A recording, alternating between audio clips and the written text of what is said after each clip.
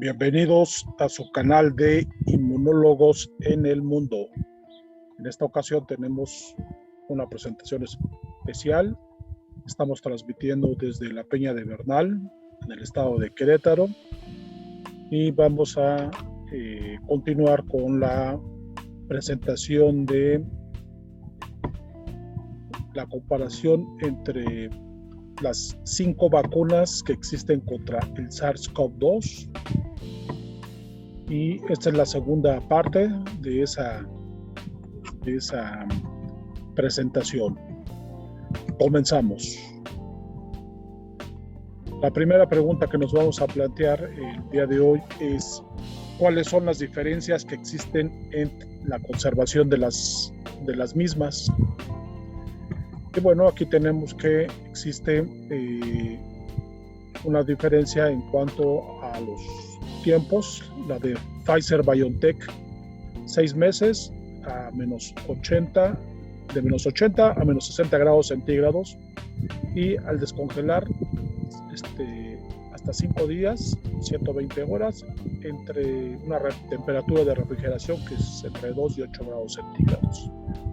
De AstraZeneca se recomienda que se conserve durante 6 meses a temperatura de refrigeración, descongelar a temperatura hasta 30 grados centígrados, se debe usar en un tiempo menor a 6 horas. La recomendación es que no se debe volver a congelar, pues debe de consumirse toda.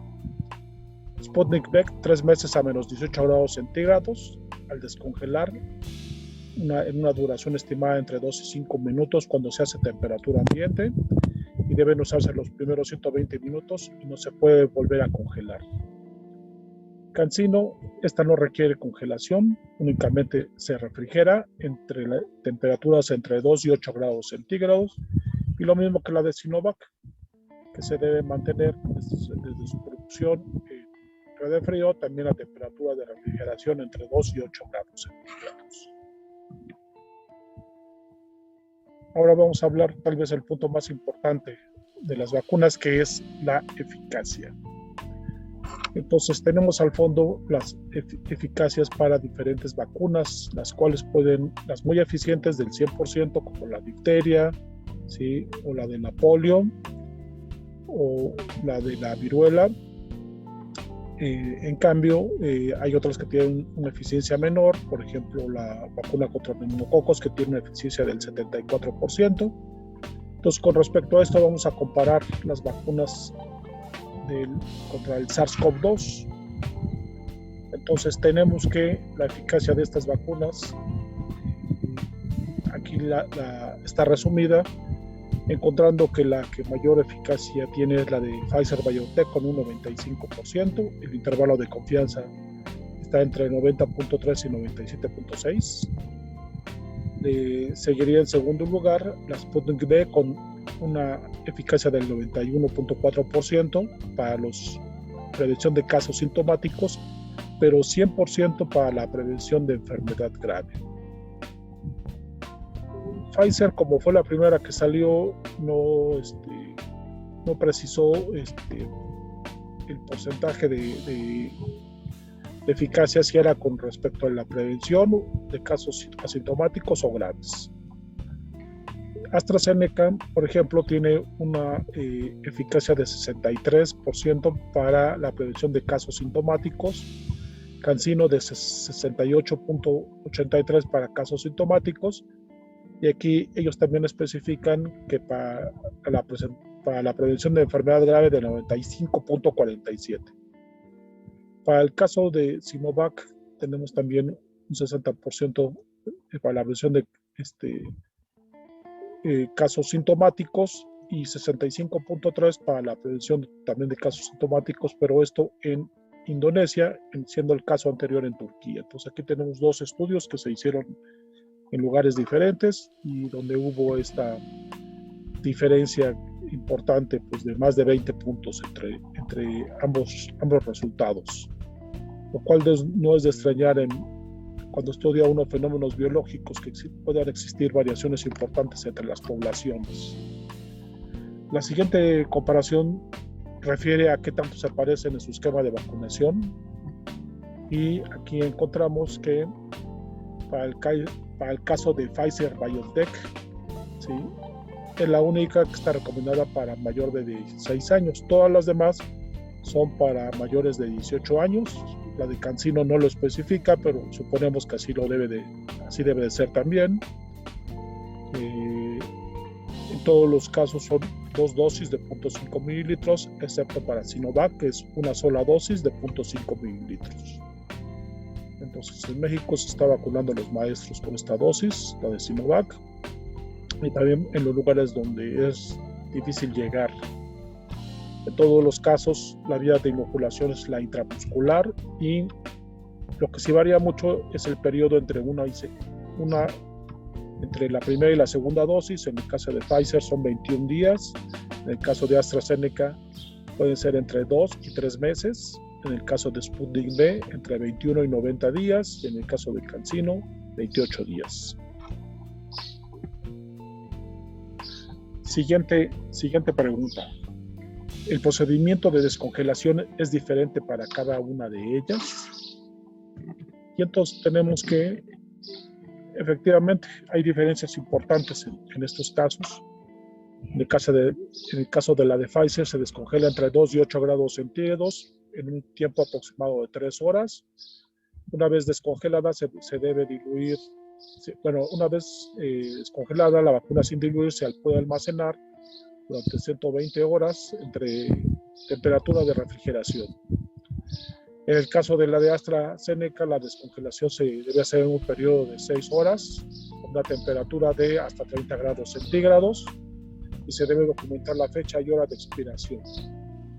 Para el caso de la Sputnik V, 20 minutos antes de su aplicación, se deberá mantener a temperatura ambiente para lograr su descongelación entre 2 y 5 minutos, dependiendo de la temperatura que impere en esos momentos, y de este modo de rebasar más de 1 hora. El transporte de la vacuna se debe realizarse a -18. En el caso de CanSino no se congela y debe mantenerse durante 12 meses en condiciones de refrigeración hasta el momento de su aplicación. Y en el caso de Sinovac tampoco se congela y debe mantenerse en refrigeración entre 2 y 8 grados centígrados por hasta 6 meses hasta el momento de su aplicación. Muy bien, entonces lo que estamos escuchando es un tractor. Es algo que no puedo controlar, pero bueno, estamos en un rancho, entonces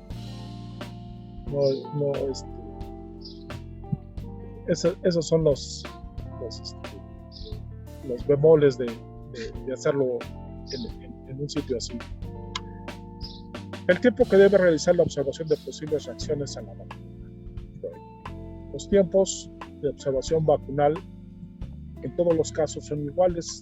30 minutos debe esperar el paciente en un área de observación. En el caso de reacción alérgica también debe de existir en el módulo de vacunación, ¿sí?, los antihistamínicos para poder contrarrestar esta reacción adversa. Y también, si se requiere tratamiento adicional por ser una reacción alérgica más fuerte de lo esperado, entonces se debe trasladar a una unidad de salud que cuente con un carro rojo para poder atender si es que fuera necesario. Afortunadamente estas reacciones son muy raras. ¿En quiénes no debería aplicarse estas vacunas? Bueno, no se debe de aplicar en aquellos casos en los que, en el caso de Pfizer, BioNTech y todas las demás, quienes hayan presentado recientemente COVID, debido a que esto puede agravar los síntomas y la persona puede sentirse mal. Si de por sí ya tenía fiebre y les da más fiebre, pues entonces esto puede agravar el cuadro del sujeto, por lo cual no es aconsejable. Entonces puede ser que el tiempo estimado pueda variar entre los 2 y 3 meses para aplicarse la vacuna después de haber desarrollado COVID. También como contraindicación en aquellas personas que tengan un antecedente de alergia grave, en el caso particular de Pfizer BioNTech, al polietilenglicol, pues este excipiente es el que se ha dado por conocer que presenta reacciones alérgicas al mismo. En todos los demás casos, antecedentes de reacciones a algún componente de las vacunas. En el caso de Sputnik V, haber presentado una reacción grave al componente 1. Recordemos que esta tiene 2 componentes. Y en todos los casos no está indicado que las mujeres embarazadas se vacunen, no porque se sepa que pueda ser problemático, sino más bien porque no se ha estudiado con detalle el efecto en los grupos de estudio. Entonces, hay que esperar hasta que los grupos de estudio se incluyan esto para poder garantizar que efectivamente no hay reacciones. Entonces, por lo mismo, también en los individuos jóvenes, menores de 16, en el caso de Pfizer, y menores de 18, todas las demás, no se ha estudiado cuál es su posible respuesta. Recientemente la de Pfizer sí lo ha hecho, con muy buenos resultados, y también no está indicado que se administre en personas que tienen inmunosupresión, aunque esta valoración debe realizarse dependiendo del riesgo-beneficio, ¿sí? No es absoluta la recomendación de no vacunarse. El médico puede recomendar vacunarse si el paciente se encuentra controlado en su inmunosupresión. Muy bien, pues les agradezco la atención a esta emisión y les doy las gracias por haberse tomado la molestia de ver esta presentación, y esperamos que en un tercer capítulo podamos ver las otras características de la vacunación, como son los posibles efectos secundarios que pueda presentar. Me despido cordialmente, les mando un saludo desde la Peña de Bernal, en el estado de Querétaro. Hasta luego y que tengan una excelente jornada.